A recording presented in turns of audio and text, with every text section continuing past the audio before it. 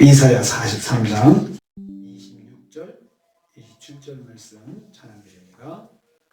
26절, 27절 말씀 같이 봉독합니다.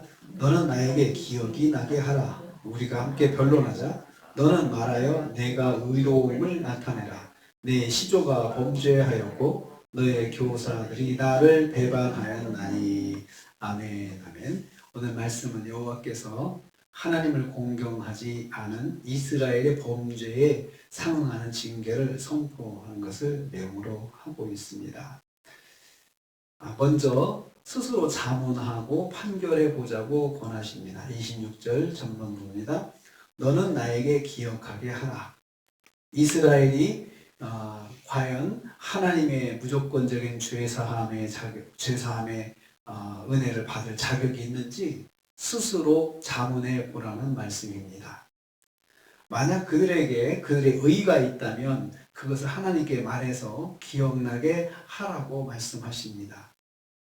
우리가 함께 변론하자는 말씀은 있다면 그것 가지고 재판정으로 나가서 판결을 받아보자는 말씀입니다. 여기서 변론하다는 말은 재판정에서 법에 따라 판결을 하고 심판한다는 뜻입니다. 하나님과 이스라엘 백성이 함께 재판정에 서서 함께 판결해 보자는 말씀입니다. 하나님께서 이스라엘에게 그렇게까지 말씀을 하시는 거죠. 너희가 정말 자격이 있어서 너희가 그런 은혜를 입는 것이 아니라 용서를 받는 것이 아니다. 너희가 자격이 있어서 그런 것이 아닌데 혹시 그런 게 있다면 한번 기억나게 한번 해달라. 나에게 말을 해가지고 기억나게 해달라. 스스로 자문해 보라 이거죠. 너희가 과연 이런 은혜를 받을 만한, 죄사함의 은혜를 받을 만한 그런 자격이 있는지 한번 보라는 것이죠. 심지어는 재판정에서 한번 너하고 나하고 둘이 서가지고 재판정에서 판결해보자. 정말 누가 옳은지. 이스라엘을 향한 하나님의 안타까운 마음을 표현하는 것입니다. 그러니까 하나님께서 사죄에 하는 은혜는 주시지만 죄를 기억하지도 아니하시겠다. 이런 은혜는 주시지만 사실 자격이 있어서 그런 것이 아니고 진짜 절대적인 하나님의 은혜라는 거죠. 내가 의로움이 뭐가 있어서 그런 것이 아니다 라고 하나님께서 말씀하는 거죠. 우리는 죄사함의 은혜를 받을 만한 자격이 하나도 없는 죄인이라는 사실을 꼭 기억해야 합니다. 두 번째로 이스라엘이 자신의 의로움을 입증해 보라고 하십니다. 26절 후반부입니다. 너는 말하여 내가 의로움을 나타내라 말했습니다. 여기서 말하다라는 말은 자세하게 열거해 보라는 거죠. 네가 한번 의로움이 뭔지 한번 자세하게 열거해 보라 이런 뜻입니다.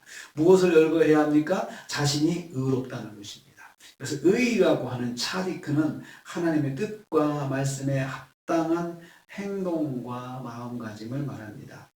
하나님 말씀에 순종하는 사람이 의로운 사람입니다. 하나님을 중심으로 섬기는 사람이 의로운 사람들입니다. 우리가 지금까지 이사야서 묵상한 것처럼 이스라엘이 어땠습니까? 정말 형식적으로 그냥 제사를 지내면서도 대충 정말 드려야 할 제물도 빠뜨리고 그런 대충 예배에 드렸다, 제사 드렸다 그렇게 이스라엘이 했습니다. 하나님을 중심으로 섬기는 사람이 의로운 사람이가 있습니다. 하나님 앞에서 이와 같이 자신이 의롭다고 말할 수 있는 것을 증명해 보라는 말씀입니다. 이 말씀은 사실상 이스라엘은 하나님의 사죄의 은총을 받을 만한 자격, 즉 의로움을 가지고 있지 않다는 말씀입니다.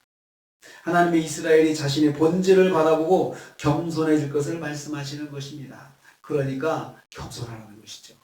용서받았다고 교만하지 말고 겸손해라. 용서받을 만한 의가 하나도 없는데도 불구하고 하나님께서 은혜로 용서해 주셨으니 겸손하는 것입니다.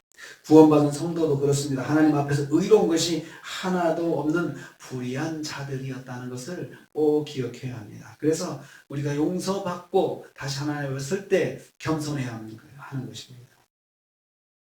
세 번째로 이스라엘은 시조부터 범죄한 죄인이기 때문이다 라고 했습니다. 27절입니다. 이스라엘이 입증하지 못할 이유가 있습니다. 그러니까 입증해 보라 해도 이스라엘이 유구무원입니다. 말을 할 수가 없다는 거죠. 왜냐하면 이스라엘은 시조부터 죄인이다. 내 시조가 범죄했다라고 했습니다. 여기서 시조는 이스라엘의 조상 야곱을 의미한다고 봅니다. 22절에서도 하나님께서 이스라엘을 부르실 때 야곱아 이스라엘아 이렇게 부르셨잖아요. 그럼 그 말씀을 따라서 여기서 시조는 아담과 하와를 말하는 것이 아니고 이스라엘의 직접적인 그 시조인 야곱이 변해서 이스라엘이 됐지 않습니까? 야곱을 말하는 것입니다. 야곱은 형의 발등껍질을 잡고 태어났습니다. 또 형으로부터 축복을 빼앗기 위해서 앞이 잘 보이지 않는 이삭을 속이는 아버지를 속이는 범죄를 행했습니다. 그 야곱이 정말 죄악에 똘똘 뭉친 사람이 아니지 않겠습니까? 참 그런 사람입니다. 너의 교사들이 나를 배반하였다고 했습니다. 여기서 교사는 이스라엘의 정치, 종교 지도자들을 말합니다. 그들도 역시 하나님을 배반했습니다. 그들은 하나님의 권위를 무시하고 하나님의 뜻에 불순종했습니다. 우리가 성경을 본 것처럼 정말 종교 지도자들이 하나님을 무시하고 우상을 섬기고 그렇게 하나님 앞에서 범죄했습니다. 조상의 범죄 여기 나옵니다. 조상의 범죄, 지도자들의 범죄가 백성들에게 영향을 주는 것을 볼 수 있습니다. 악한 영향을 주는 것이죠. 그러니까 좋은 걸 봐야 또 좋은 것을 배우는데 좋은 걸 못 보니까 또 그 영향을 받게 되는 것입니다. 종교 지도자들이 믿음의 지도자들이 좀 좋은 영향을 미쳐야 되는데 그러지 못한 것을 이스라엘은 그런 범죄를 행했던 것입니다. 너는 말하여 내가 의로움을 나타내라. 우리 하나님은 안타까운 마음이 있습니다. 정말 본질부터 죄악투성의 이스라엘을 향해서 용서는 은혜로 해주시지만 정말 마음가짐을 다시 좀 잡았으면 좋겠다 이런 것입니다. 용서해 주시는 이유는 뭘까요?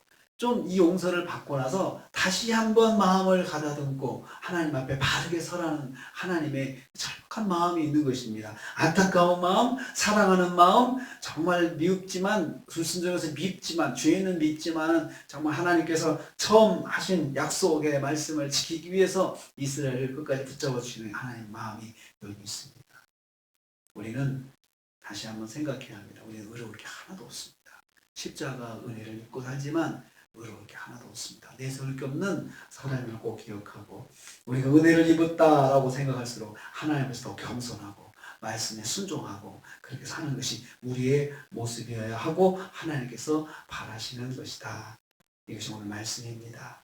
오늘도 우리가 하루를 삽니다. 의로울 게 없는 죄인이 십자가의 은혜로 하나님의 자녀가 되었고 하나님 앞에 설 수 있다는 것, 이 은혜로 산다 이 말씀을 기억하시면서 오늘도 은혜 가운데 사시고 은혜 가운데 담대하시고 은혜 가운데 승리하시는 저와 여러분 되시기를 주님의 이름으로 축복합니다. 주님 감사합니다.